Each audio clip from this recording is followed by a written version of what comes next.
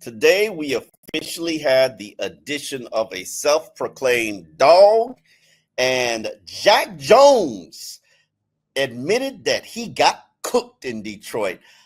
Today on Dolphins In Depth, we will talk about that along with what took place in Wednesday's practice and get you ready for Thursday's joint practice against the Jacksonville Jaguars. Joining me on the Miami Herald podcast is Isaiah Smalls, Miami Herald beat reporter. Let's start with Matt Judon. You felt like he had the best practice of the day. I leaned towards what you were saying and gave him my stock up. But clearly, Matt Judon, you feel is going to make an impact on this Dolphins defense.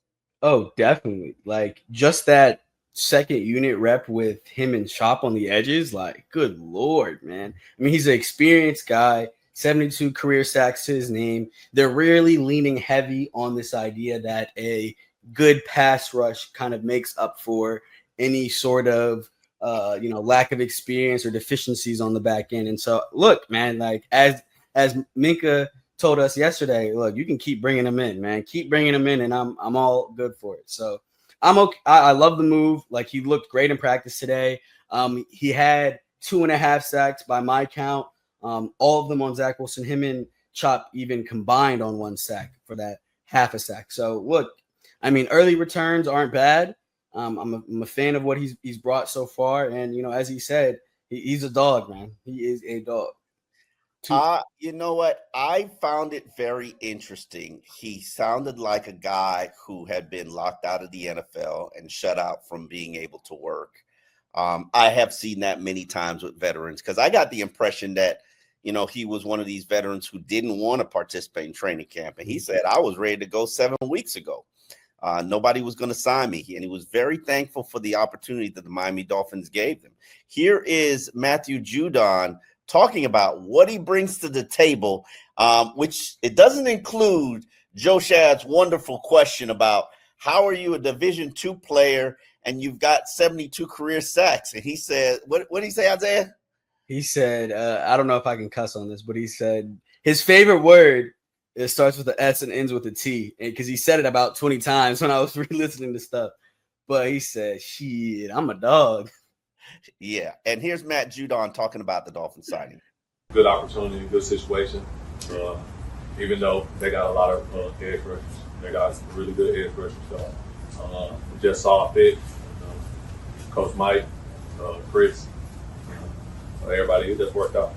It's been a little bit of a whirlwind since coming down. I know you posted some nice Miami views. You got that. What has it been like just in the facility working with the team? It's been all right. I got a little bit of views, but mostly it's about the work. It ain't about, kind of coming down here and enjoying myself and relaxing. I had enough time while everybody was at camp to relax and view. So it's about the work I put in and coming in here and hurrying up and getting acclimated with the system, learning kind of the locker room traditions and the culture that they building around here, and kind of just figuring out where I'm be, how I'm be, and how I'm play. That said, you seem to impress going right into team drills day one. What'd you like about what you did out there today? We gotta watch it. I gotta watch it, but it felt good. It felt good just to have cleats and a jersey back on. So I was happy about that. So that was the most impressive stuff. And just shout out to the organization, whole Miami Dolphins culture, everybody here. They made it easy. It was more welcoming than anything. And so, just from going out to practice for the first time in a very long time, they made it easy for me and comfortable, and especially Coach Crow. Yeah, I found a very humble Matthew Judon. I don't know him, so I can't. And I generally like to give people a clean slate when they come to the organization because, every player comes with a reputation. But, when you get there, it's hard. One of the biggest lessons I ever learned in this business was don't rely on what people say about somebody, because Reggie Bush was nothing like how the media portrayed him to be. He was the nicest, sweetest, most generous guy He was not any prima donna. And this was when he was in the dating Kim Kardashian era. And he was nothing close to how they portrayed him. So from that lesson, I've always given players a blank slate and judged them based on what they do. Now, how does he make sense to you defensively for the Dolphins? I think it kind of falls into a little bit of what I just said. Look, man, like the way to cover up some of the lack of experience on the back end is to have a great pass rush, right? And so it gives them yet another guy, right? You know, you already had the rotation with Chop and Bradley Chubb and Jalen Phillips, and we were very much forward looking to a NASCAR package or Ferrari package or whatever they want to call it. It's still there. I saw it today. Oh no, it's definitely still there. But now you can add a even bigger body with Matthew Judon in there, and they might not have the speed of those guys just based sheerly on age. But I know that, you know, one, with that package is going to be great. And then two, just having that veteran in the room, like he is the oldest guy on the team. I looked it up. He's 33, right? And so there is the amount of knowledge that a Chop Robinson can gain from a Bradley Chubb, from a Jalen Phillips. Think about how much he soaked up that game. Just think about what he can be now with a Matthew Judon. Like, to me, it is. I think that the sky's the limit for this edge rusher unit. It was already, as we've talked about multiple times, the deepest unit on the team, and it just got a little bit deeper by adding a 4-time Pro Bowler. So I like the idea of it. Now, I'm gonna put you in a corner. Okay. Who are you cutting? Quentin Bell, Cameron Wake, Derek McClendon, Mohamed Kamara, Grayson Murphy. You could only keep 2. Oof, that's a crazy list. Which is why it doesn't make much sense to me that they're adding Judon. Because they added him, right? I mean, it was your deepest position to begin with. So if I can only keep 2, am I guaranteed? You're not guaranteed nothing. I'm not guaranteed nothing. I'm not guaranteed anything. You could only keep 2. You're not guaranteed nothing. Because you can't say I'm gonna cut him and get him back on my practice squad. Nope, you're putting them out there to the world. This is like a offensive tackle. You cut a left tackle, the Dolphins are claiming him. You cut a pass rusher that's good, teams gonna claim him. And I hate to do this because I love Mo Kamara. I love Mo Kamara's done. Come on, Mo Kamara is getting that chop. I was about to say, yeah, he's definitely gonna get cut. He doesn't get cut, it will be the greatest bit of evidence that Chris Greer is fundamentally opposed to cutting his draft picks. Grayson Murphy, I gotta keep.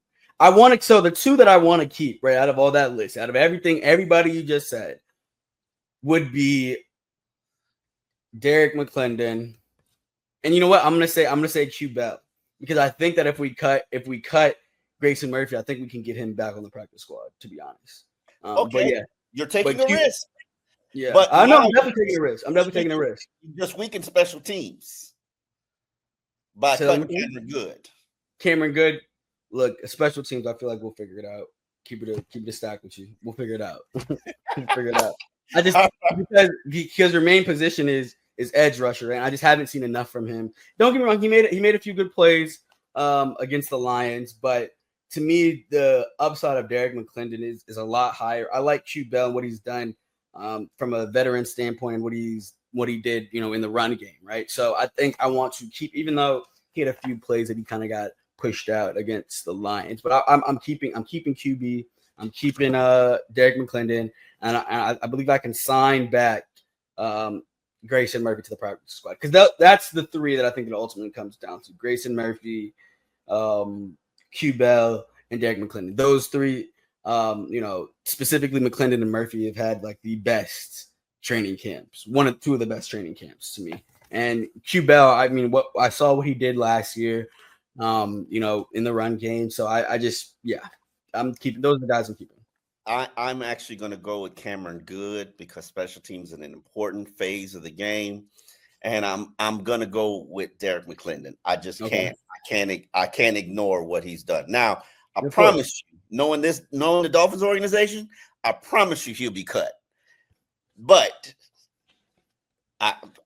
I'm just telling you, like, I feel that. But you can't ignore that. I said it on Twitter, and I truly do mean it. I'll go to practice, and I love training camp. I love watching practice. Yeah, I go to practice, and I'm excited about seeing what Derek McClendon does. Like nobody, like I don't even worry about what Chop Robinson does, and that's not to say Chop is not being impactful. I think Jalen Phillips is the best defensive player on the team. But I'm always curious, is Derek McClendon going to keep it up? It used to be Willie Gay. Now, I used to be like, is Willie Gay going to make a play today? And, that keep that string going.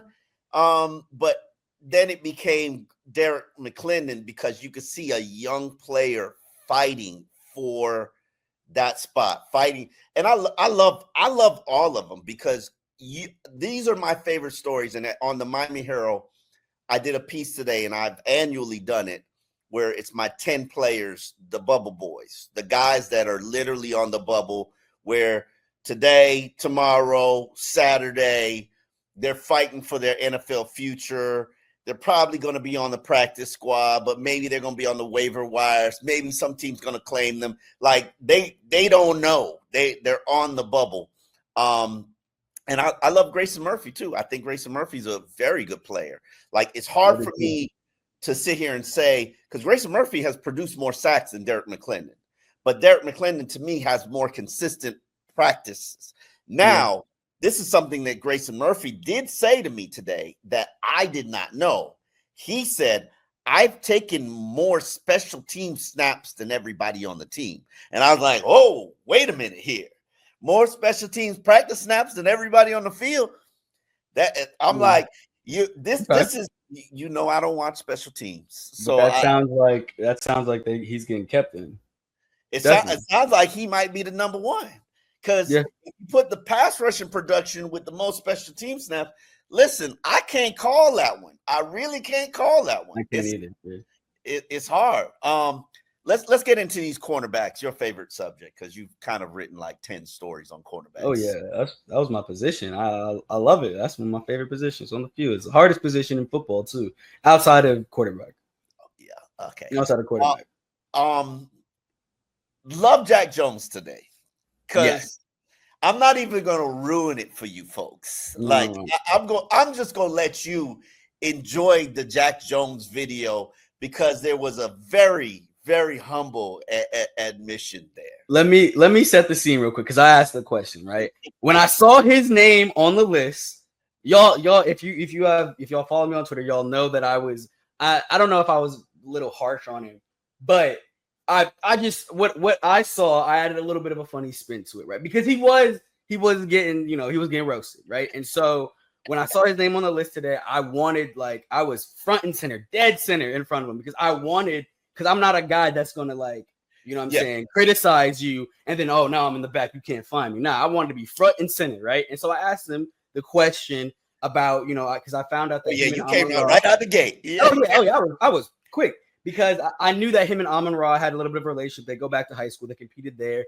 And so I just, flat out asked him, how I know that you guys have a good relationship. What was it like, competing with him against him out there? And then cue the video. This was his response. To be back out here in Miami. So I know you and Amon have history going back to high school. Just what was it like to get that opportunity to match up against him? It was good, man. I knew it was going to be, the best work out there possible. You know what I'm saying? I mean, y'all seen the tape. He cooked me, man. But, I got better from that, and I'm learning the technique that I'm not used to doing. So, he made me better. So, if anything, I'd rather it be him than anyone else.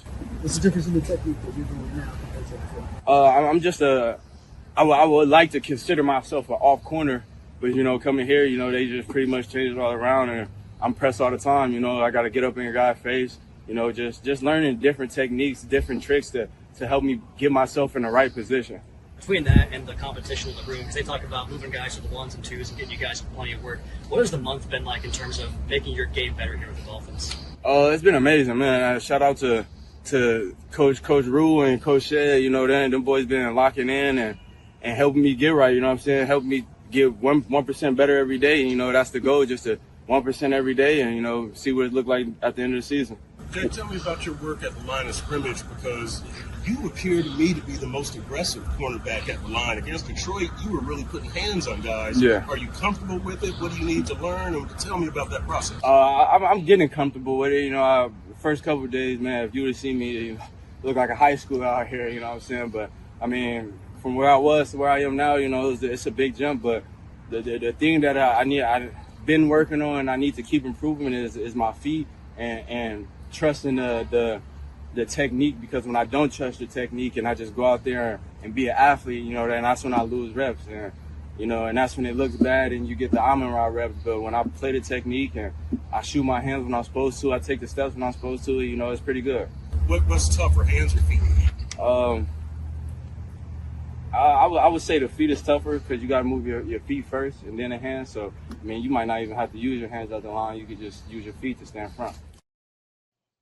Yeah, I always respect the humility of players, Of course. especially when they have a bad day. And guys have bad days.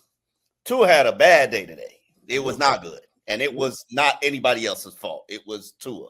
Yeah. But how you respond to that, and adversity creates opportunity. Stealing that from Mike McDaniels.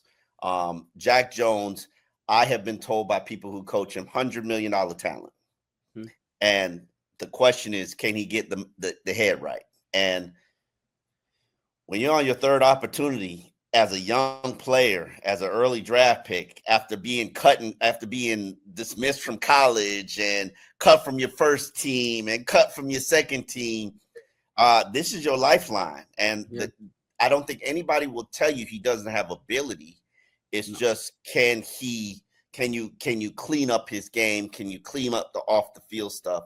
So I'm very interested to see what happens moving forward. Another guy I'm interested to see what happens moving forward is Cam Smith, because right now with all the injuries in the secondary, Kendall Sheffield is down, Ethan Bonner is down. Already lost Cater, already lost Artie. It's very thin. It's very thin. And just from reviewing the tape, Cam Smith didn't have a bad day against the Lions, right? He had that, it wasn't a tackle for loss, but he did get a sack technically on Hendon Hooker. I believe it was in either the third or fourth quarter.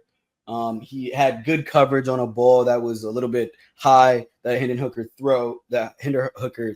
But to me, what I'm looking at is, where are you in the coverage, right? Because it was an in-breaking route, a deep in-breaking route. Those are normally very difficult to cover. Are you stride for stride with the guy? I remember with Ethan Bonner on the play that he pulled his hamstring, right? He was about 10, or not, I want to say pulled his hamstring. We haven't confirmed that, but the play that he injured his his hamstring, right? He was about like 5 to 10 yards behind the receiver who, ran like a 10-yard in, right? And so to me, I like to see guys step for step. So, credit to Cam Smith. Hopefully he can make some plays over the next couple of days to secure his spot. And then getting back to Jack Jones, look, man, like, I'm a big fan, to your point, I'm a big fan of players that don't take themselves too seriously, right? Because if you got cooked, just say you got cooked, right? I love the honesty. Brutal honesty to me is the best, right? Because the Lions created a minute-long highlight reel. No, I hear you, but still, this sport is all rough, tough, toxic masculinity. Hey, man, I didn't get cooked. I just, no, you know what I'm saying? And so, like, for him just to be real, like, I don't know if he could have denied that he didn't get cooked. Look, we have seen coaches, players do the most acrobatic word gymnastics I've ever seen, right?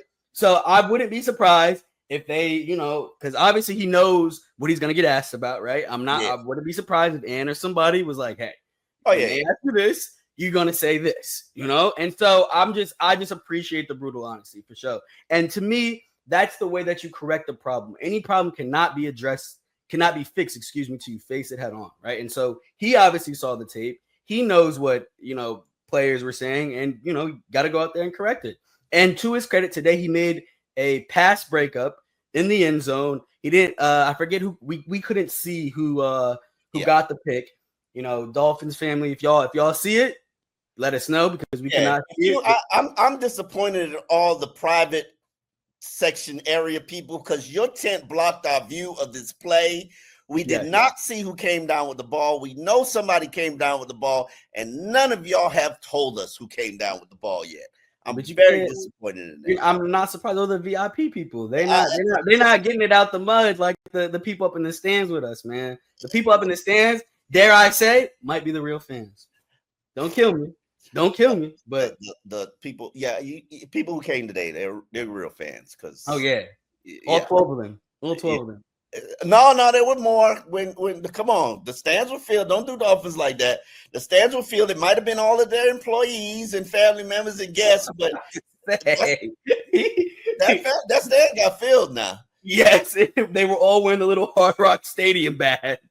That was their day where they bring out everybody to go, go watch the team. Man. Hey, if you paying me to go watch some football, I do get paid to go watch football practice. I was about to say that's what you decided to make a career out of, say. Yeah. My bad. I apologize. I do get paid to watch football.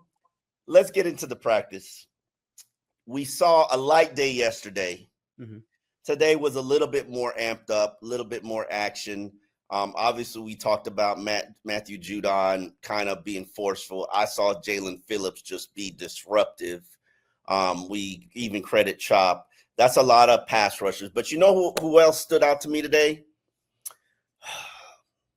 And I'm not about facing the comment that I made after the game. The Jason Marshall Jr. at nickel cornerback experiment. I initially hated it. Mm-hmm. I did not think he did that well in the game. I'm sorry, but I got. You say he did. I did not. I didn't necessarily see that. He made like one or two plays. I did not. People said he did. Yeah. Okay. It's subjective to opinions. But I will say this. It's growing on me.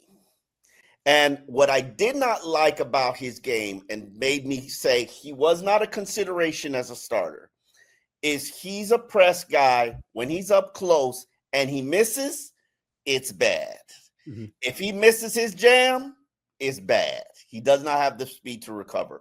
That was why I thought he would not be good in the nickel spot. Mm-hmm. Because there are a lot of smaller, more fluid athletes in the slot position. Let's be real. They're all Wes Welker, Julian Edelman, Tyreek Hill, the little quick shifty guys. Mm-hmm. Okay, you miss them on a jam, you getting cooked. Yeah. And a lot of those are option routes, so it's not like the receivers running a route that's predetermined for him most of the time. He's just running open space. Yeah. And the Dolphins' zone defense gives you a lot of open space. But it is growing on me because it's a shorter area. If he can jam you, he could disrupt your timing, disrupt the pattern. And he's been kind of decent at that. I thought he would be better if he had the boundary to help him. Like, okay, you move a guy to the closest to the boundary, it would benefit you. But it looks like he might be the starting nickel. Like, can you see that? No. As long as Mike Hilton is still on this roster. And I understand what you guys are saying about his lack of first team reps, right? But come on now. I don't know. Unless we see a dramatic improvement from Jason Marshall Jr. over these next couple of days, I personally would not feel comfortable starting a rookie who has never played nickel before. I would not feel comfortable with him starting at that position. No, I didn't say he has to. Okay, you did say. I said it's a possibility. Okay. I don't know if Mike Hilton is safe. I'm sorry. I can't watch practice every day and you've never worked with the starters, and then I'm gonna say you're a starter. I don't want to say never. I don't think he's never worked with the starters. I just think that his opportunity. Maybe in Detroit he worked with the starters. I've looked. He has never worked with the starters. Any day that I've been there, he has never worked. Okay. I shouldn't be telling this business. And I'm like, this don't make no sense. Especially you rest him in a game. Unless he's battling an injury that you're trying to be cautious with. Mm-hmm. Like Mike Hilton might take 10 snaps in practice a day. Am I lying though? Answer the question. Am I lying? Not necessarily. I think to me, and look, we have a few days to figure this out. We'll definitely look yesterday. I think tomorrow we should be on Mike Hilton watch. Tomorrow we will be specifically on Mike Hilton watch, and we will report back because I feel like he has taken maybe a handful, but I do agree with you that the majority of his reps have not been with the first. 100%, I agree with you there. But again, I am, you gotta kind of trust what McDaniel has said about putting guys in adverse positions. Because even today we saw a different cornerback group than we've had with no Kendra Sheffield out there, with Storm and Jack Jones, right? So I think it's they're trying to put these guys in different positions. Mike Hilton's body of work speaks for itself. I don't think that. I mean, he's in the 30s, so obviously they're concerned about the drop off in talent. But I haven't seen anything that would suggest that. Look, tomorrow we are on Mike Hilton watch. Other than the fact that he's getting no special teams reps. But then again, I don't know if I would want my 30-something-year-old potential starter on special teams. Let me just say this. Okay. There are players that you can initially cut. And then the next day on the 27th, when you have to put injured players on IR, because there's only a certain amount of injured players you can put on IR when you initially make your 53-man roster. So let's just say, who they trying to sneak? Okay, Andrew Meyer. Let's just say Andrew Meyer, who's got an elbow issue. You keep him on your initial 53-man roster on the 26th. You might have to cut a Mike Hilton, just like they cut Blake Ferguson last year, and then bring him back either the next day or the next week, or say they did that to the wide receiver. What's my homeboy? Robbie Chosen. Mm-hmm. Robbie Chosen. They did that to Robbie Chosen for a little while. Bounce you back and forth. Something is up about Mike Jones. I'm sorry. Mike Hilton. I am sorry. Like, I've been watching this for 18 years. Yeah. This don't make no sense. I feel you. I understand. I understand what you're saying. Something smells a little fishy. And I have seen teams do some gangster things to skirt the system, and this is definitely a skirt the system organization. I would not be surprised if Mo Kamara's on IR, Cam Smith's on IR. Like, you could play with the system a little bit. You can play with it a little bit. I'm just concerned, like with the. I know that you had posited the idea that maybe they cut him and bring him back the next day. I just wouldn't be so sure that if you cut that veteran, right, nickel guy who's been one of the better nickel players in the league, right, for however many years, right, that you will get him back. That's just my thinking that you're not. Okay. 31 other teams are out there going to be bidding for him because he's a vested veteran. Somebody makes a better offer, you just improve the offer. Steve Ross ain't never cried about no money, but why would you be getting? And I know they're going to say, Jason Marshall, we're trying to explore and see what's there. You did that with Cornell Armstrong. I guess you're off that program. They're off that completely. But, like, why does Mike Hilton never work? Like, explain this to me. I think that's a question that we're going to ask Mike McDaniel early tomorrow. We've asked, and they are saying, "Oh, we know what we got." Well, that is true. I thought Weaver said that. Weaver said that. We haven't asked Mike point blank. Period. What is there something going on with Mike Hilton? We have not. I know that we asked Weaver that yesterday, but we have not asked Mike. Okay. Other standouts from practice today, Isaiah. Man, it was kind of not the best day for the offense. Keep it a stack with y'all. That was really it. I like what I saw from Chop. Chop had a bat down at the line. It was great to see. We haven't said his name yet, so I'm gonna throw it out there. It was great to see Darren Waller at practice. Right, didn't do much. Much. He did stretching. What you talking about? He didn't do much. He put on a helmet. That's it. I'm not even gonna hype it up that he practiced because did he catch any balls? Huh? No. Nothing. No individual. Yeah. No, he stretched. with a helmet. With a helmet on. Okay. Well, It's still good it's a to step see. in the right direction. As KJ Britt said, who's that guy? Who's that guy wearing number 83? That definitely caught me off guard. But yeah, it was a very, like, it wasn't the best practice. You can tell that we're officially in the dog days. Guys are like, they're just trying to. They're tired. They're tired, right? They're trying to get to the end. Obviously, there's some guys that are, a little bit on the bubble. And so they're just trying to stay focused. I liked what I saw. I mean, Quinn Ewers had a great 50-yard bomb today to AJ Henning. I like that. That was a very impressive play. Will Stilly, yeah. He blocked a couple passes at the line of scrimmage. Getting back to what you mentioned about Jason Marshall Jr., he actually had a great PBU on Jalen Waddle. To Jalen Waddle with Tua throwing the ball. In the red zone, yeah. In the red zone, right? So and no PI. 0 PI. And I believe that this is good considering, rewind to last week, the red zone play that Amon-Ra called on him. Again, great coverage by Jason Marshall Jr., but at the same time, just a better offensive play. Here we are a little bit about a week later, and he makes the play. So it's always good to see that bounce back.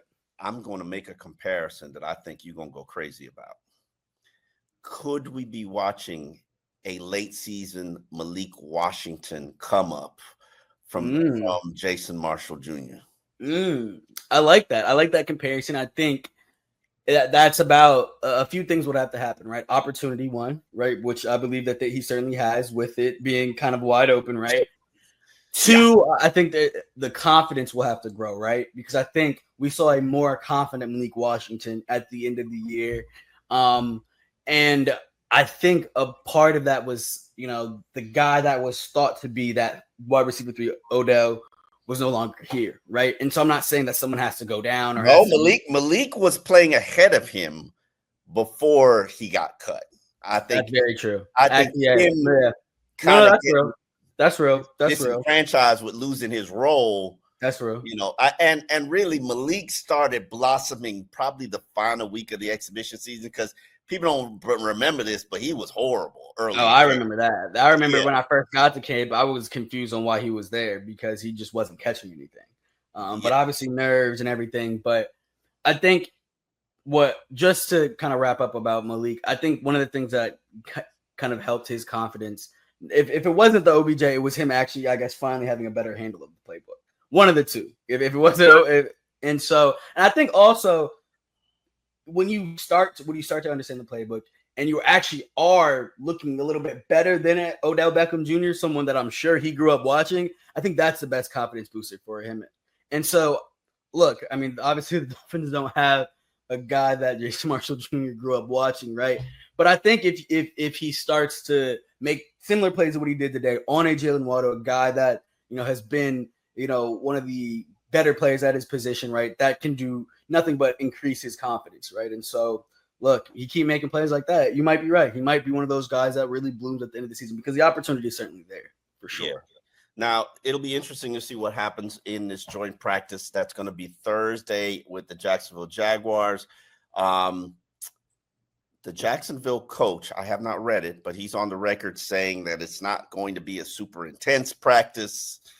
Primarily, I think the coaches have talked, and maybe both teams' bodies are a little bit, little bit tired. I expect the starters to get a good bit of run on Saturday, so I don't know how deep into this practice they'll play. This might be a 2s and 3s kind of showcase opportunity, since the starters are going to be playing for, I think, probably into the second half. So it'll be interesting to see what that practice unfolds. But we've got two more training camp practices. Isaiah's almost made it through his sophomore season. We Dolphins in Depth, we will be here tomorrow wrapping up what happened in the joint practice. Hopefully it will not be an embarrassing effort.